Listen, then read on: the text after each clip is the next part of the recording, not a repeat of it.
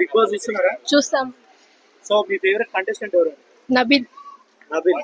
నబీల్ ఎట్లా ఆడుతున్నాడు? బాగా ఆడుతున్నాడు. సో ఫస్ట్ నుంచి నబీల్ గేమ్ చూస్తున్నారు. సో ఎట్లా అనిపిస్తుంది నబీల్? బాగా అనిపిస్తుంది, బాగా ఆడతాడు, ఏదన్నా పాజిటివ్ గా తీసుకుంటాడు.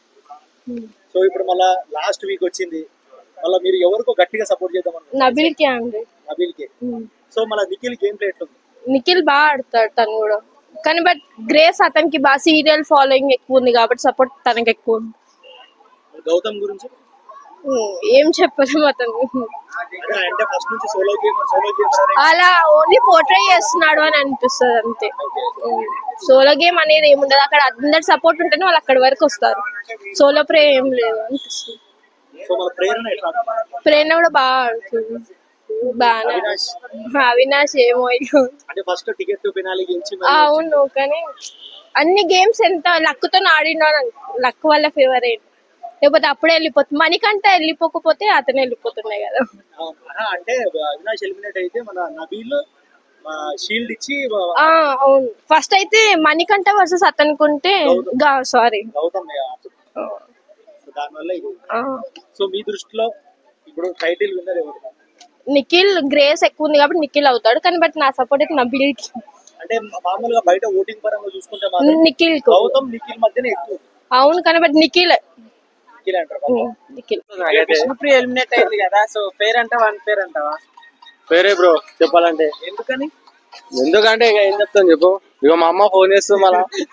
ఇప్పుడు ఇది అన్ఫేరా ఫేరా చెప్పలేము కదా. అది తీసేలే కానీ బిగ్ బాస్ నాగార్జున గారు హోస్టింగ్ అట్లుంది. కిరాక్ పిచ్చి పడేసిండు.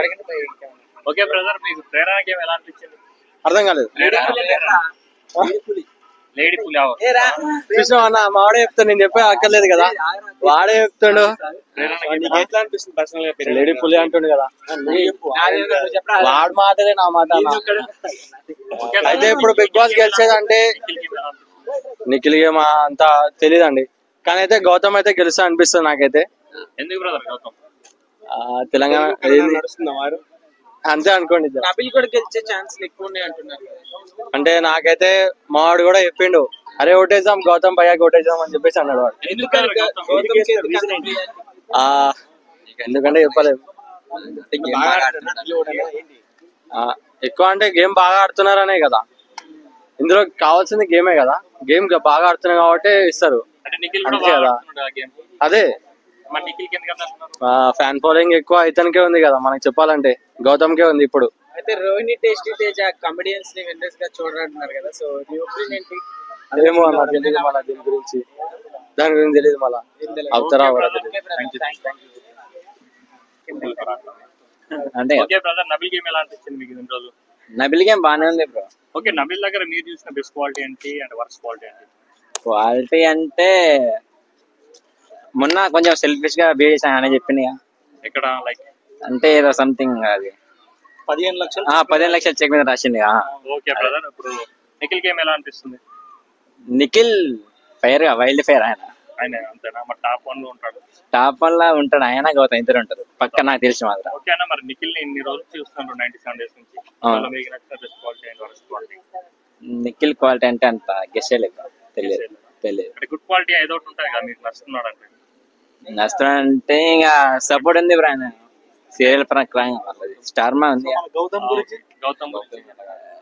గౌతమ్ మాత్రం వేరే లెవెల్, అసలు నామినేషన్ వస్తే చాలు మొత్తం ఎంటర్టైన్ మ్యాన్ దే మొత్తం.